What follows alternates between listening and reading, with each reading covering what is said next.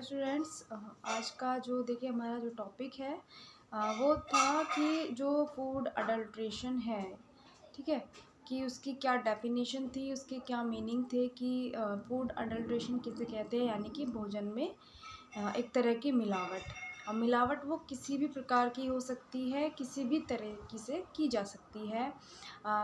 कुछ मिलावटें जो होती हैं वो जानबूझकर की जाती हैं ज़्यादा प्रॉफिट कमाने के लिए या ज़्यादा मुनाफा कमाने के लिए, और कुछ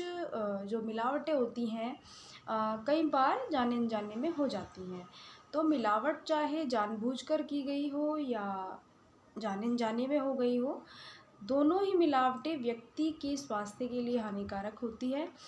कई बार ऐसा होता है कि कुछ मिलावटें जो होती हैं भोजन में वो हानिकारक होती हैं और कुछ नहीं होती है ना। जैसे दूध में पानी मिला देना मिलावट है, लेकिन वो स्वास्थ्य के लिए इतनी हानिकारक नहीं है। या मान लीजिए किसी भोज्य पदार्थ में कोई ऐसी मिलावट कर दी जाए, किसी रंग की मिलावट कर दी जाए उसको सुंदर अट्रैक्टिव दिखाने के लिए, या मान लीजिए किसी लाल मिर्च में लाल कलर मिला दिया जाए, तो जो हेल्थ के लिए हानिकारक होता है।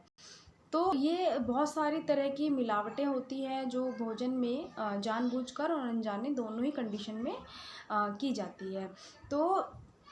मैंने आपको बताया है कि डेफिनेशन और मीनिंग मैंने बताए हैं आपके फूड अडल्ट्रेशन के, है ना। तो अब आता है कि भारत सरकार ने मिलावट युक्त भोज्य पदार्थों की रोकथाम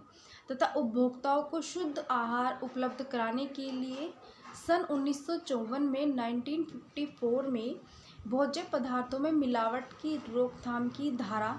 लागू की। यानी कि जो भोज्य पदार्थों में या किसी भी आहार में किसी भी प्रकार की मिलावट की गई है, तो उसको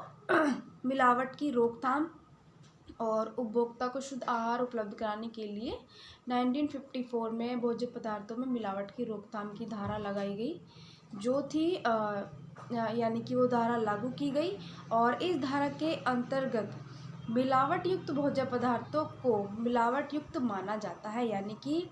इस धारा के अंतर्गत कुछ ऐसे मेन पॉइंट रखे गए हैं कि अगर ये पॉइंट्स या ये सूचनाएं या ये जानकारी किसी के साथ होती है या ये चीज़ें किसी भी आहार में या भोजन में उपलब्ध होती है, तो वो सभी चीज़ें क्या होती हैं, वो सब मिलावट युक्त मानी जाती है, ठीक है ना। या मिलावट देखिए किसी भी तरह की हो सकती है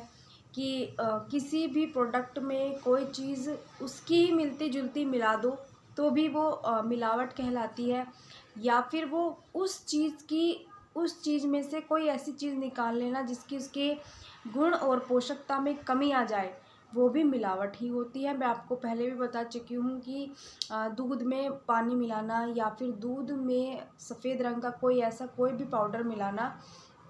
वो भी एक तरह की मिलावट है। या दूध में से क्रीम को निकाल लेना, यानी कि उसकी पोषकता को निकाल लेना, उसके गुणों को निकाल लेना, वो भी मिलावट हो जाती है। क्यों? क्योंकि वो अपने वास्तविक रूप में नहीं रह जाती। वो चीज़ जो उसे होनी चाहिए अपनी पोषकता में संपूर्ण होनी चाहिए, वो उसमें नहीं रहती, तो भी वो मिलावट युक्त भोजन ही या भोज्य पदार्थ ही माना जाता है, ठीक है। तो यदि दुकानदार ग्राहक की मांग के अनुसार सही प्रयोग सही क्वालिटी वाले पदार्थ नहीं देता, ठीक है, शायद ये इसमें लिखा गया है अनुसार सही पदार्थ नहीं देता या सही क्वालिटी वाले पदार्थ नहीं देता तथा दुकानदार द्वारा दिया गया पदार्थ लेने वाले के लिए हानिकारक है या उसकी इच्छा अनुसार नहीं है, ठीक है। अगर किसी ग्राहक ने किसी शॉप से कोई ऐसे सामान ख़रीदा है कि वो उसके लिए एक तो हानिकारक है या फिर वो उसकी इच्छा के अकॉर्डिंग उस डिमांड को पूरा नहीं करता है, तो भी वो एक तरीके से मिलावट युक्त पदार्थ माना जाता है। या वो सही क्वालिटी या जिस क्वालिटी का वो पदार्थ होना चाहिए वो नहीं है, तो भी वो मिलावट युक्त भोज्य पदार्थ या भोजन कहलाता है, जो उसको कहीं ना कहीं हानि पहुंचाता है, ठीक है।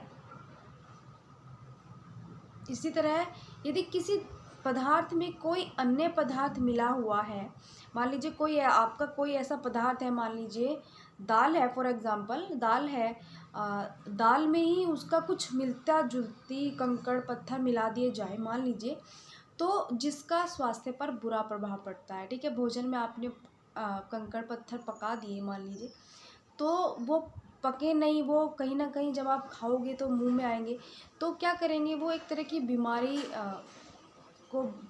एक तरीके से बढ़ावा देंगे, है ना? या वह पदार्थ भी मिलावट युक्त कहलाएगा जो पदार्थ इस ढंग से तैयार किया गया हो जिससे उस पदार्थ की असली रचना, उसका असली प्रकार और उसका असली स्तर यानी जो उसका लेवल है,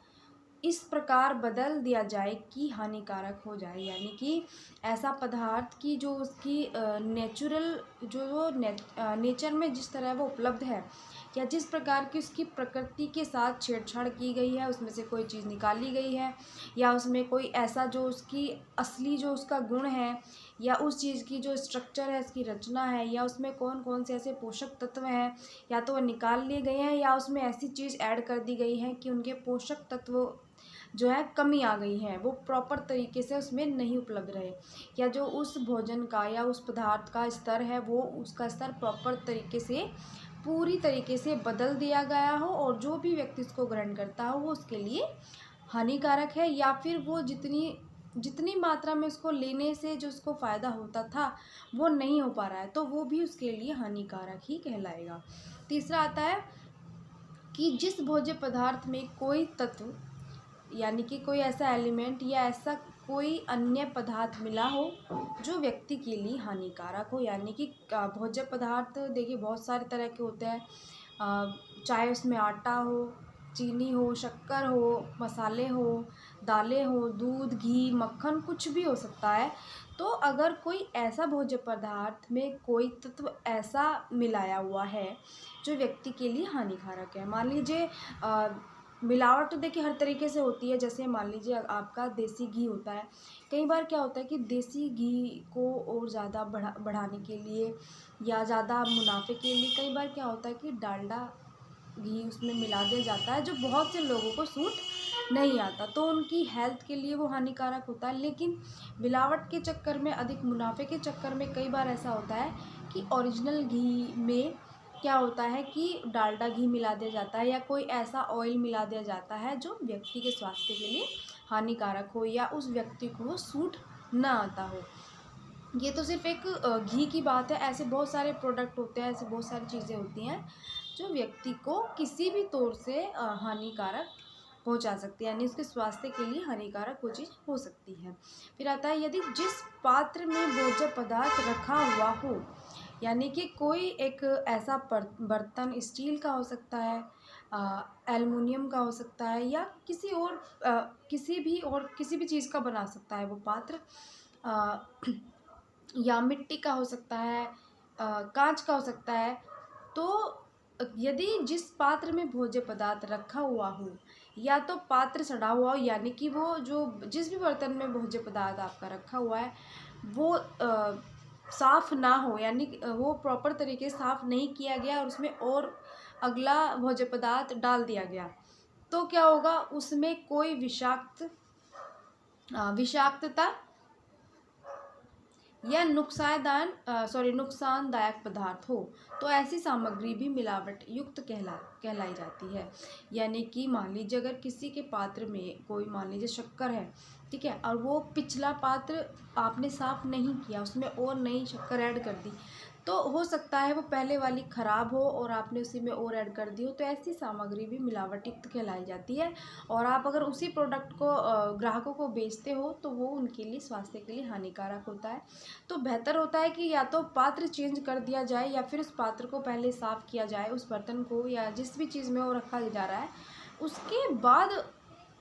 उसको साफ़ करने के बाद या उसको बदल देने के बाद नया पदार्थ डाला जाए ताकि वो किसी भी व्यक्ति के स्वास्थ्य के लिए हानिकारक ना हो। फिर आता है यदि किसी भोज्य पदार्थ में कोई पदार्थ, यानी कि जिस पदार्थ पर रोक लगी हो, यानी कि कोई ऐसा पदार्थ जो ऐसा पदार्थ जिसके ऊपर रोक लगी हो या वो किसी भी व्यक्ति के लिए हानिकारक हो, मिलाया गया हो, यानी कि कोई ऐसा पदार्थ जिसको नहीं खाना चाहिए या जिसको गवर्नमेंट के थ्रू बैन है उस चीज़ पर, या लगता है लगभग सभी लोगों के लिए वो नुकसानदायक है, या तो ऐसा कोई प्रोडक्ट या ऐसा कोई पदार्थ मिलाया हो या पदार्थ आवश्यकता से अधिक मिलाया गया हो तो उसे मिलावट युक्त ही समझा जाएगा। यानी कि मान लीजिए जैसे केसरी दाल होती है वो बंद है खाने के लिए, यानी कि उसको खाने की परमिशन नहीं है कि, तो वो दाल जो होता है बीमारी उत्पन्न करती है, रोगों को उत्पन्न करती है, तो इसलिए वो दाल बना बैन है। तो हो सकता है ऐसी बहुत सारी चीज़ें हैं जिनको नहीं खाना चाहिए, जिनको नहीं मिलाना चाहिए, या हर एक चीज़ की मिलाने की एक लिमिटेड क्वांटिटी होती है कि एक निश्चित मात्रा में मिलाया जाता है। अगर कोई ऐसी चीज़ जो अपनी मात्रा से ज़रूरत से ज़्यादा मात्रा में मिला दी जाए तो वो उस पदार्थ की पोषकता को ख़त्म कर देता है और उसमें हानिकारक तत्वों को एक तरीके से जन्म देता है। तो इस तरह की बहुत सारी चीज़ें भी मिलावट युक्त ही मानी जाएंगी। तो स्टूडेंट ऐसे बहुत सारे ये पॉइंट थे हमारे कि अगर ये चीज़ें ये चीज़ें अगर किसी के साथ होती है तो वो भोज्य पदार्थ मिलावट युक्त भोज्य पदार्थ माना जाएगा। ठीक है, जो इसके स्टूडेंट्स जो इसके आगे का जो भी टॉपिक है वो मैं आपको नेक्स्ट वीडियो में बताऊंगी।